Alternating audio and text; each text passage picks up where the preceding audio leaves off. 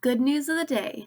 Jesus Christ died for our sins and he has given you eternal life. He loves you infinitely and he wants you to join him in eternal life in heaven with the Father and the Holy Spirit. You're valuable and important to him and you have great worth in his eyes. If you're struggling or going through something difficult, you're going to get through it. You're very strong. Jesus loves you and he is with you. He is ready to be accepted into your heart at any time. Ask for forgiveness for your sins and accept Jesus Christ as your Savior and you will be saved. Please know how loved and special you are and how you're an irreplaceable child of God. Stay strong and take care of yourself. Guys, we're going to have some content warnings, so I just wanted to kind of give a warning to the content warning. This video deals with some pretty heavy subject matter, so this is your warning if you don't even want to see the warnings. Once again, I want you guys to take care of yourself, so if your mental health isn't super great right now, maybe check out now. And okay, we're going to go on to the trigger warnings. So this video is going to be discussing some really heavy topics, including suicide and suicide ideation or suicidal thoughts, depression, PTSD, survivor's guilt, mentions of voices in one's mind, or schizophrenia, war, loss of loved ones, and a super brief mention of an unspecified eating disorder. So if any of that is going to trigger you, please go watch another video. Your health is most important, and once again, you're not alone. So just make the best decision for you, okay? We're also going to do a quick Genshin spoiler warning. Sorry, we're having so much warnings and stuff, but so there's going to be spoilers for Genshin Impact for the Chasm 2.7 Archon quest, mostly surrounding Xiao's character arc and not really the events of the quest that much, to be honest. The Leeway Archon quest, which if you've done the Chasm quest, you should have done the Leeway quest too. And then a brief mention for one minor detail in Ganyu story quest, and then the ending story of the Genshin World quest, Millennial Mountain. So if you don't want spoilers for any of that, this is your chance to step away and come back later once you are all caught up to date. So yeah. The new Archon quest was great, wasn't it? I loved it, as did most of the community. Ito's antics, Paimon and Ito's bickering, the mystery of the cavern with no escape, learning the Yaksha's backstory in more depth. It was all beautiful and super fun to play through. The cutscenes, bellissimo. The dialogue, it was super on point and funny. The tension, wonderful. But there was one thing that I felt was a little unresolved when the quest ended, something that just left me feeling uneasy and anxious, and that was Xiao's story arc in the Chasm. Don't get me wrong, I loved seeing Xiao and watching him interact with everybody and sort out his own emotions. It was really fascinating and well written, but I just don't feel like his arc really had a resolution. There was no end to it. His struggle in the Archon Quest 2.7 is basically, and I'm not going to mince my words here, is that Xiao wants to die. He's content with and maybe even seeks death. Being in the chasm with the after image or illusion or memories or whatever it is exactly, I'm honestly still not quite sure, of Bosacius, his older brother in arms and brother period, and having to reface the reality of his current life. Basically, he's feeling really suicidal. He just wants to die. All his brothers and sisters are dead. They've been corrupted by karmic debt, driven to insanity because of it, and then, they're all passed away now.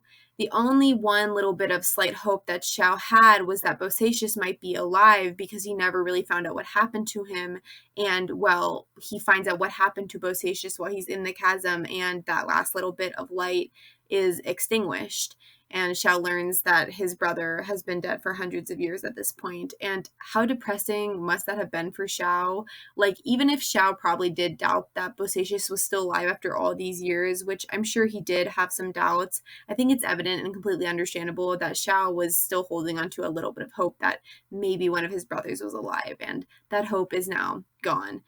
Xiao suffers pretty much constantly due to his karmic debt, though the way the suffering inflicts itself, we're a little unclear of the details on that as players. From his elemental burst in game, which drains Xiao's HP when in use, I don't think it's an unreasonable assumption that his karmic debt puts his body in literal physical pain, at least at times. And if you want to disregard the game mechanics and say they're not canon, then we know for a fact that Xiao is in mental, emotional, and spiritual pain from his karmic debt. We know he suffers from PTSD, as one of his voice lines, I'm going to go ahead and play it here. Those memories, so dark.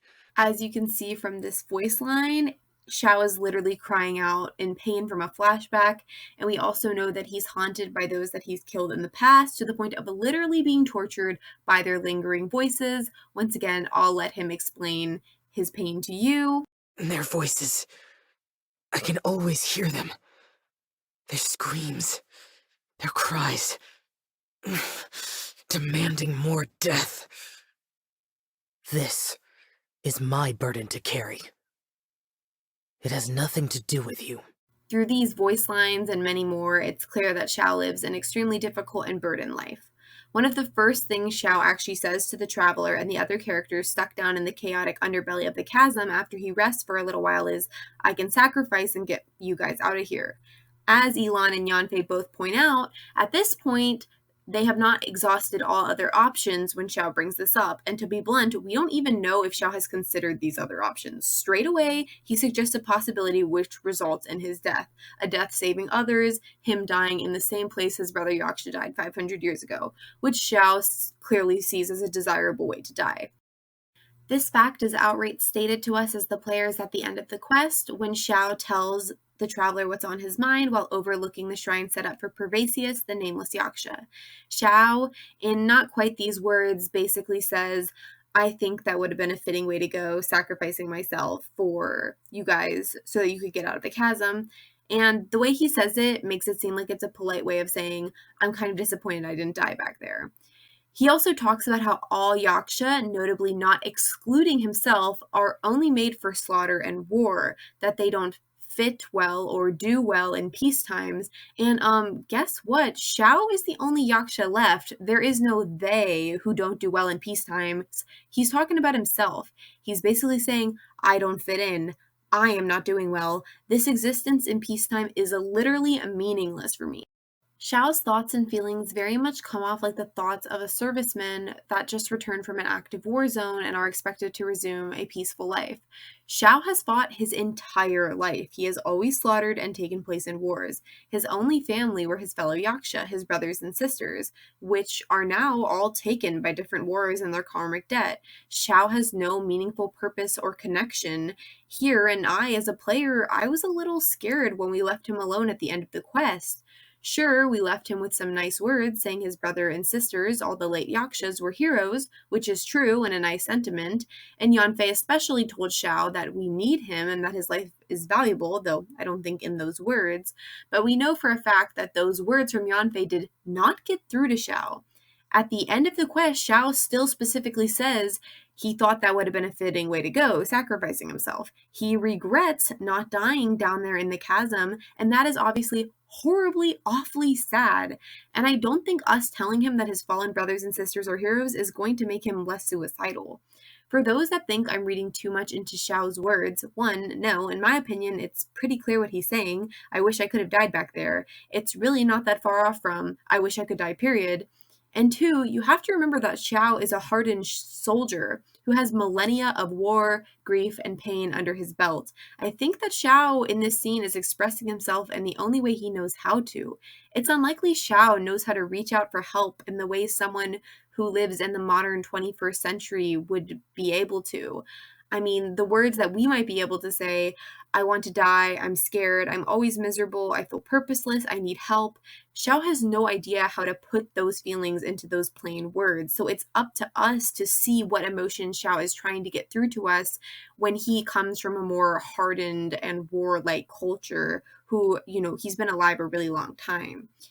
Xiao himself seems to be aware of these feelings and how intense they are. He even says that he feels like these suicidal feelings and thoughts may be a result of his karmic debt catching up to him, because for Xiao, as I said earlier, a warrior of millennia, the conqueror of demons, that seems to him a more likely explanation in his brain than, "I'm depressed. I've been depressed for a long time. I want to end my own life."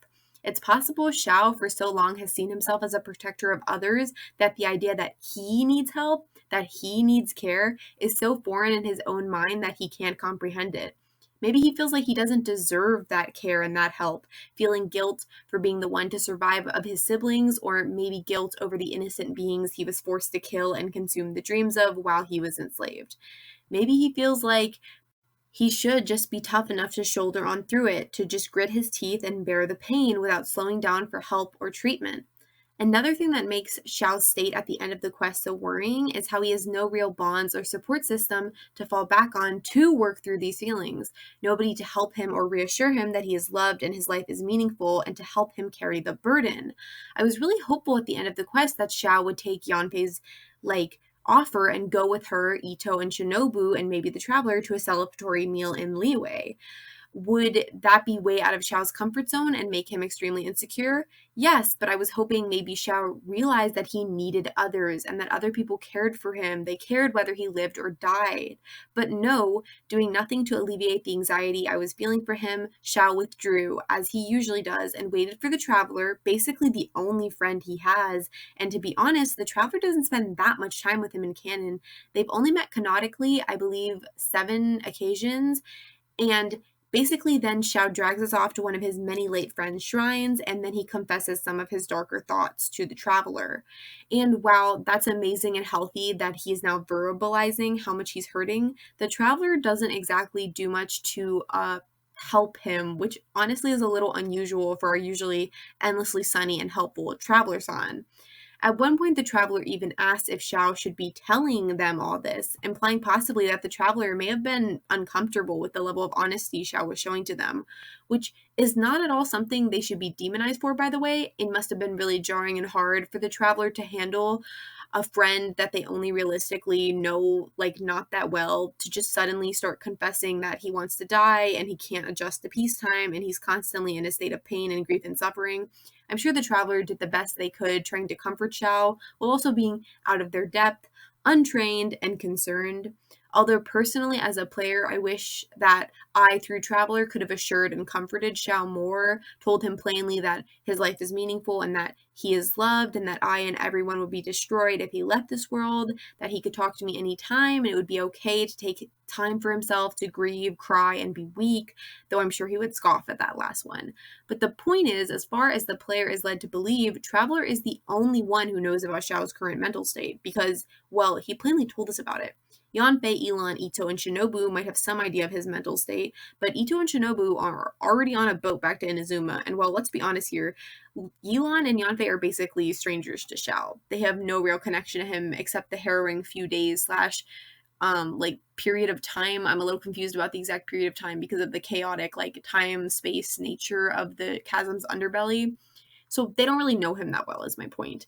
What Xiao needs is a trusted friend or family member at this point when adopted, who he can express these darker feelings to, and together they can seek help if Xiao needs it, which at this point as a player, yeah, I'm pretty sure he needs it.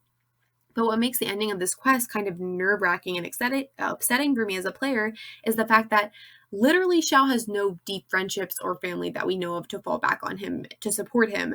Just listen to his character voice lines. He doesn't seem to have a real friendship or connection with anybody. We can imagine perhaps he has a somewhat pleasant and maybe even bordering on friendship relationship with the people who run and work at Wangshu Inn, but then again, they're mortals, and Xiao doesn't regularly associate himself with mortals. And in Lantern Rite 2, Lantern Rite Electric Boogaloo, in the ending cutscene, Xiao is seen not with the owners and workers of Wangshu Inn eating with them, but observing them from up above.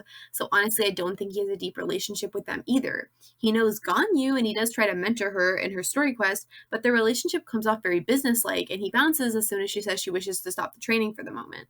And we have never been shown if he has deep bonds with the other 3 main Adepti. We have been shown Mountain Shaper, Cloud Retainer, and Mooncarver. I mean, I hope so. They've known each other for thousands of years, and so I think that would make sense, but that's just a nice headcanon I tell myself to make myself feel better. There's no real evidence presented of this in game. The only bond we know Xiao has, and in my opinion it comes off as his deepest bond, is his relationship to Zhongli. Xiao has served Zhongli, also Morax and Rex Lapis, for at least 2,000 to 1,500 years. Ever since Zhongli freed him from his last master, only to immediately form a contract with Xiao to make him serve him. So, yeah, Grandpa Zhongli, you kind of have some explaining to do about that. But since we have no evidence to the contrary, I'm going to assume that Xiao was the one who brought up making a contract to protect Liyue and fight for Rex Lapis as some sort of repayment for Zhongli for freeing him from his last master. And Xiao clearly respects and admires Zhongli more than any other living being in Teyvat. So my point is, I don't think that the traveler is the best person to give Xiao comfort, empathy, support, and guidance. I think the best person for that to be would be Zhongli. No one would Xiao listen to more, and whose opinion would he take to heart more than the man he has served faithfully for over the past 1,000 years or so. So perfect, he has this deep bond with Zhongli, right? Zhongli can talk to him and help him through this difficult period he's going through because he's got a deep bond with Zhongli, right? Well, not really. We know Zhongli cares for Xiao. Zhongli tells us to bring a painkiller to Xiao in one of his voice lines, and we know that Xiao has the utmost respect for Zhongli as the man who saved him all those years ago.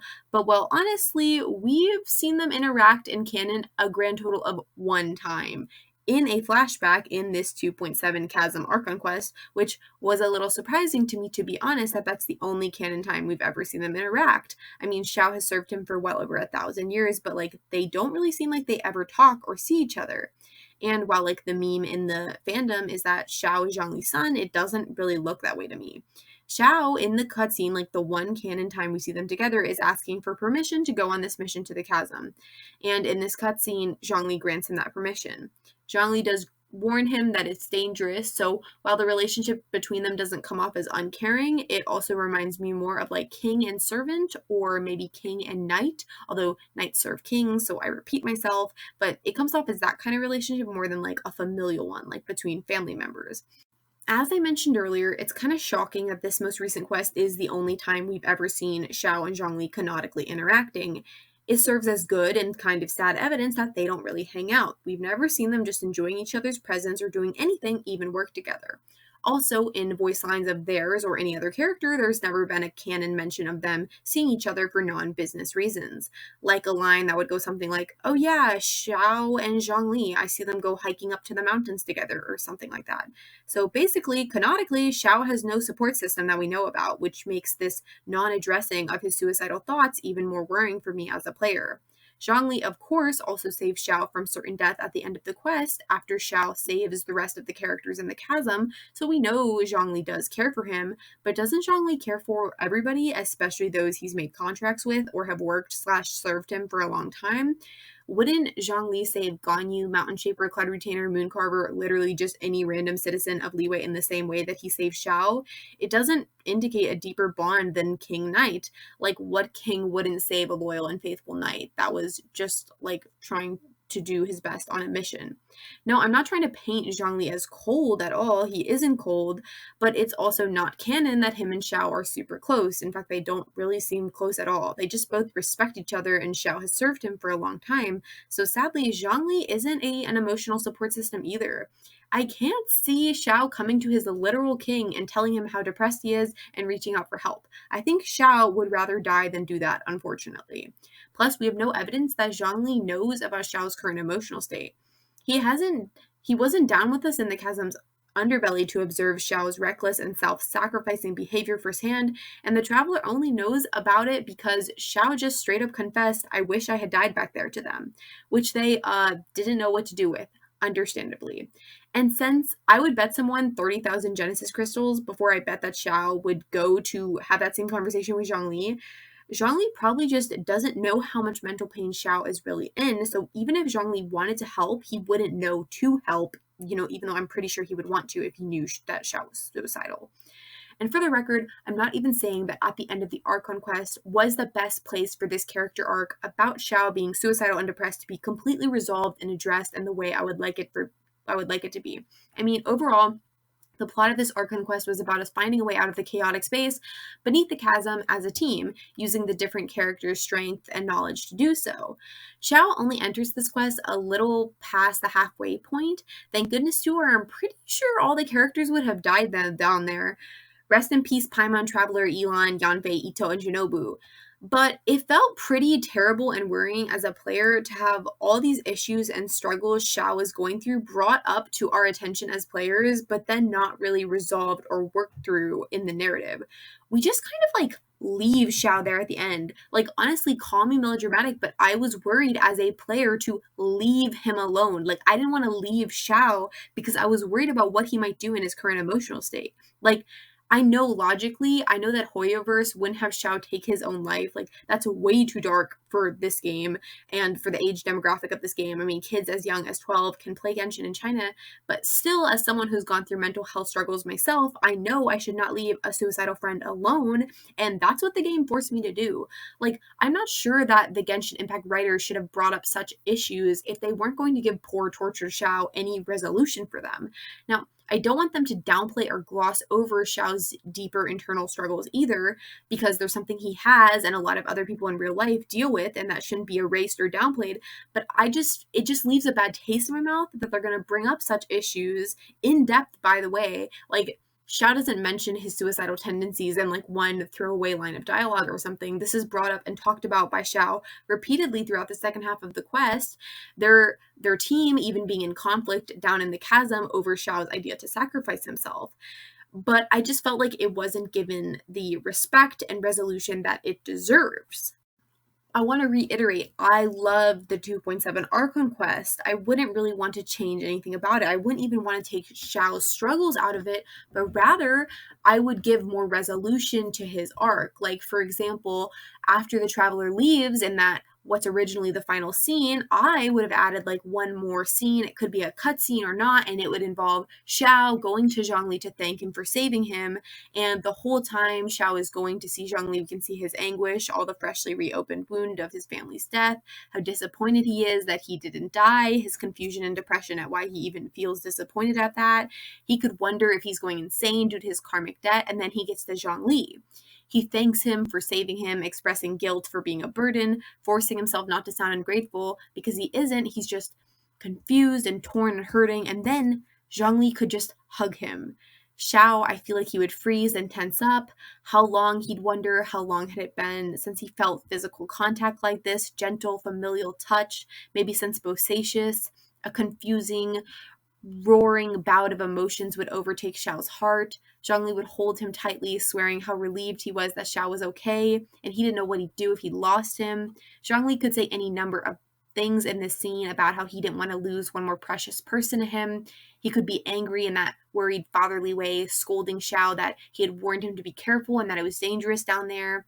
Or my favorite, Zhongli in this scene could express how he'd always felt guilty for letting the other Yaksha die, that he loved them too, and he always felt like a failure to them specifically because he couldn't protect them, and that the last thing he could do for the late Yaksha was to repay them for their service by protecting their last remaining and maybe youngest brother, young Xiao, because he knows that that would make the other late Yaksha smile from the afterlife. And this could just break Xiao. All the emotions he'd been holding in, all the pain and grief and misery, they just come up to the surface. He could wriggle out of Zhongli's grip to Zhongli's confusion and express angrily that he didn't want to be saved and he didn't care if they were happy or not. Xiao just wanted to join them. Xiao could just totally explode and just let out all these emotions. He could say that he was worthless in this time anyway, so he didn't understand why Zhongli had saved him, that he can't make sense of this peacetime the way Zhongli can, that there's nothing worth saving because he knows he's just going to suffer until he dies. And Zhongli could suddenly finally see the pain that the vigilant Yaksha has been holding on to all this time. Zhongli could take hold of Xiao's shoulders and assure him that that wasn't true, but that it was okay to feel that way, but not okay to leave this world.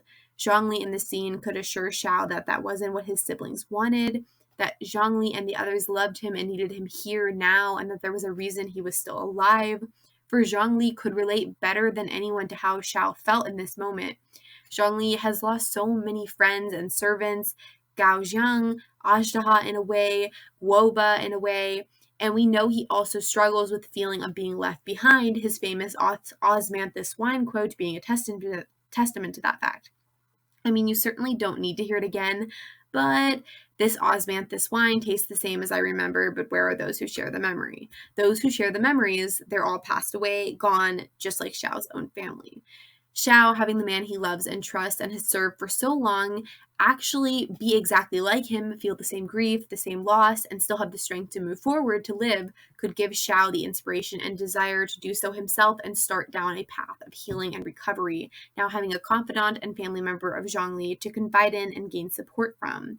There is also canon precedent for Zhongli being unafraid to take on supporting others who are struggling with mental health. In a story with very striking and kind of eerie similarities, but some differences, it's one of my favorite canon stories about Zhongli. It's found at the end of the world quest Millennial Mountains. It's a story that's recounted about a now disabled Millelith soldier. Basically, it tells the story that there was a battle at the chasm 500 years ago, and this soldier, he lost the use of all 4 of his limbs during this battle, and most of his fellow Millelith friends were slain in that battle. This soldier becomes depressed and suicidal because he is now severely disabled, and he wishes that he could join his friends in death on the battlefield, or he's disappointed that he couldn't die with them back there. A combination of despair at his current circumstances and the grief of being separated from his friends causes him to attempt to take his own life, though his attempt fortunately fails. This is where Zhongli comes in. I'm now going to let our Millelith soldier compadre tell this part. And with my body in this state, oh, how I detested the fact that I was not privileged to join them. I attempted to join them, only to have Rex Lapis hear of it and reprimand me, waking me from my stupor. Zhongli, a literal god in the world of Tibet, heard of one of his now disabled mortal soldiers attempting to end his own life and came personally to tell him not to do so again. While we don't hear the details of their encounter, I would like to believe that Zhongli also assured this soldier who records the story that he still has a place here and he's valued and needed.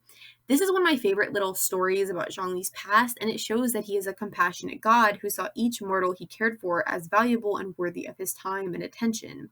Now, sorry if you thought my version of that last cutscene with Xiao and Zhongli's heart-to-heart was a bit fanficky. It probably was. I really don't know what came over me, but anyway, the details of how this scene goes could vary a ton. Maybe Xiao doesn't even confess how he's feeling, not wanting to burden the man he served for so many hundreds of years, but just Zhongli expressing his great worry and relief that Xiao is okay could give Xiao the feeling that somebody here in this current time needs him, wants him, and would be devastated if he left them. Somebody he actually knows and he has known for a long time. Once again, the details of how this interaction goes aren't important, but the important point is Zhongli, whether due to outright action or indirect action, helps Xiao into a better emotional state and away from his suicidal ideation. Now, I'm also not naive. I know one conversation usually isn't enough to pull someone out of a deep depression or magically fix the absolute plethora of hardships and burdens Xiao tragically has to go through in his life, but I do know that one honest and heartfelt conversation can talk someone out of suicide. You hear stories about it on the news about how someone calls 911 with the intent to leave a suicide note, and the dispatcher convinces them that this isn't the end for them, that whatever they're going through, it's going to pass and there is hope, and it actually works. That person who called, who was suicidal, chooses not to end their life because of that call, because of the compassion from the dispatcher. So I know that one conversation with adopted dad Morax will not fix Xiao's many, many, many mental health struggles, but it could be a start to his healing, which is really all I'm looking for as a player, just a good note to leave things on. To know that when I, as the player, walk away from Xiao, he has somebody to talk to, someone to confide in, somebody who's going to be checking in on him and making sure he knows he's loved and needed in the world here and now. And if all this comfort Zhongli dad, Xiao son fanfics aren't satisfying you, it could be anybody. Although I do think narratively it would make most sense if Zhongli was the one to help Xiao through this time of crisis in Xiao's life. It doesn't really matter who is there to give Xiao that support. It could be Traveler. It could be Yanfei. Heck, it could be Ito or Yelan or Ganyu, Cloud Retainer, Mooncarver, Mountain Shaper. Hell, it could be frickin' Razor from Mondstadt. I just wish it was addressed. I mean, how can the writers of the new Archon quest expect me to sleep at night knowing Xiao is just still wishing he had died back there, wishing he was dead? Like, that's just such a scary and horrible thought and worry for a player to experience. And I mean, I don't want to even think about if someone who is currently going through struggles with mental health played this quest, which I'm sure a lot of people did considering how big Genshin Impact is. I mean, I guess the portrayal of Xiao's mental health struggles wouldn't offend or dishearten them, but it might make them feel empty and sorrowful. I mean, as far as the player knows, by the end of the quest, Xiao is still suicidal and depressed along with his many, many other struggles. It's certainly a far cry from having a good resolution to the character arc. I mean, if Xiao, with or without the support of others, although preferably with, found the strength to keep on living, to come to know that he is loved and valuable in the here and now, to learn that he can express his emotions and pain in a healthy way. Imagine all the good it could do. People with mental health struggles who relate to or love Xiao could say, wow, if Xiao can do it, maybe I can do it. And hey, Xiao's struggles are way worse than mine, but he's found it in himself to keep living. That inspires me to keep going too. I'm just saying the writers could have done a lot of good if Xiao's character arc was addressed in the right way, but as it stands right now, his character arc just isn't addressed, period. It's kind of just left hanging there like a giant mask-wearing, jade spear-wielding elephant in the room with Xiao is suicidal, chew on that, spray painted on the elephant's side. I mean, imagine we were doing a new Amber story quest, and then she just turns to us and explains in detail about how she has an eating disorder, and then the quest just ends without us resolving or addressing this issue. That would be like a gut punch. This is the same thing, if not worse. Leaving this plot thread unresolved is just not nice to the players, and it's definitely a questionable writing decision. Now, I could definitely eat my words in the future, like maybe this plot thread was left hanging there on purpose because the Genshin writers are going to address it in the future, like in a new Xiao story quest. That would be epic, or another Archon quest or something, and I wouldn't have any problem with that, but one, I really doubt that. Hoyoverse tends to only make story quests and Archon quests to promote whoever they are currently selling, and therefore, if they were going to drop a new Xiao story quest, it would have been now, as he won't be on sale for who knows how long after his rerun is over. And two, if that was so, in my opinion, they should have released them together. Like I said, I personally don't think it's fair to players, and it certainly didn't feel great to me, to leave them with Xiao's character arc unresolved. It's just an awful feeling to know that one of our beloved characters in Genshin is literally actively suicidal. And yes, I know that Xiao does not state that he is actively planning to go end his life, but even the idea that he wants to die is very concerning and upsetting for a player to have to experience. So in the future, since what's done is done, I hope that the Hoyoverse, one, resolves Xiao's character arc and gives him a somewhat happier outlook on life. Even if the journey to healing is hard and long, which I have no doubt it will be, some reassurance by the story that Xiao is cared for, loved, supported, and is getting better, even if very slowly, because recovery is often slow, that would make me feel so relieved as a player. The traveler could even be a part of that recovery and helping to show support and love to Xiao, as long as Hoyoverse handled it with grace, decorum, and respect. And if the Hoyoverse writers don't feel equipped to write sensitive mental health recovery and healing, or aren't sure their viewers would be down for something of that tone, no problem. We could only see small glimpses or milestones in Xiao's healing and growing process, just enough to reassure the audience that he's okay and he isn't going to kill himself and he isn't going to do something horrible to himself. Like, even just the mention, like a character like Zhongli could say, like, oh, don't worry about Xiao. I've been talking to him a lot recently. He's doing well. He seems a lot happier lately. Even something as simple as that would make me as a player feel a lot more at ease. And two, I hope that if Hoyoverse decides to broach sensitive topics like this in the future, which I don't doubt that they probably will because they have a lot of characters with pretty intense and serious problems, Kaya, abandonment and insecurity, Raiden and Diluc, grief over lost loved ones, Ula, social alienation and social scorn, Ito, discrimination against minorities, Scaramouche, grief and abandonment, Diona, how alcoholic parents affect their children, Ganyu, Razor, and Toma, being torn between two societies, social groups, and identity. These are just a few characters with pretty intense and serious issues to work through. So I hope in the future that Hoyoverse broaches and explores these topics with intelligence, grace, and respect for them, and gives them meaningful resolutions within the Archon or story quest that they are explored within. I have a great rule of thumb when I'm writing stuff, and it goes like this. Don't stick your big thumb in the jam jar if you don't intend to make pie.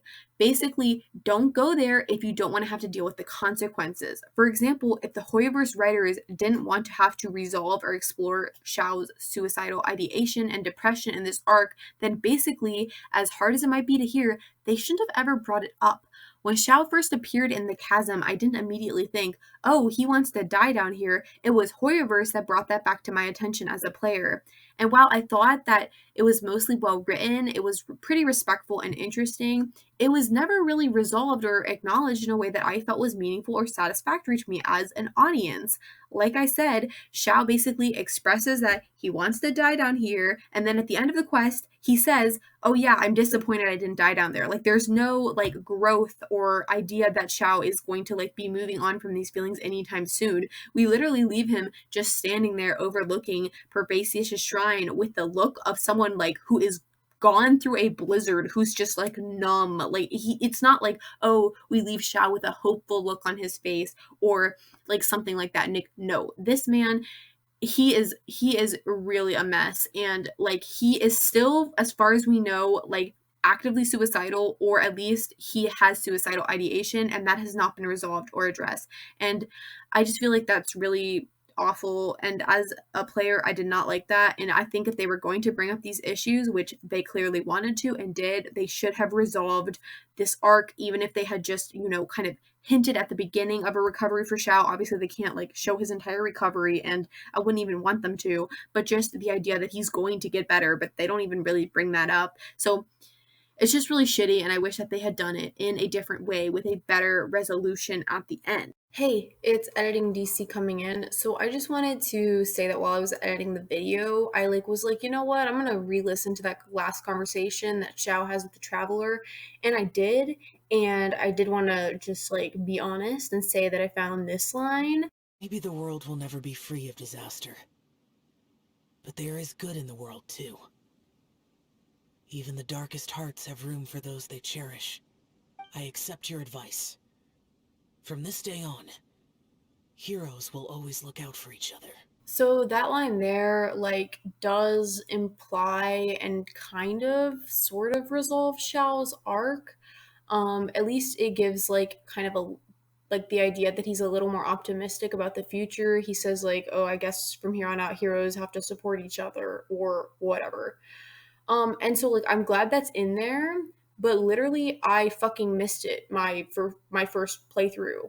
I literally just missed that line, and I'm somebody who pays extreme attention to the story. That's my favorite part of Genshin. It always has been, and it probably always will be, unless the story just becomes absolute dog shit.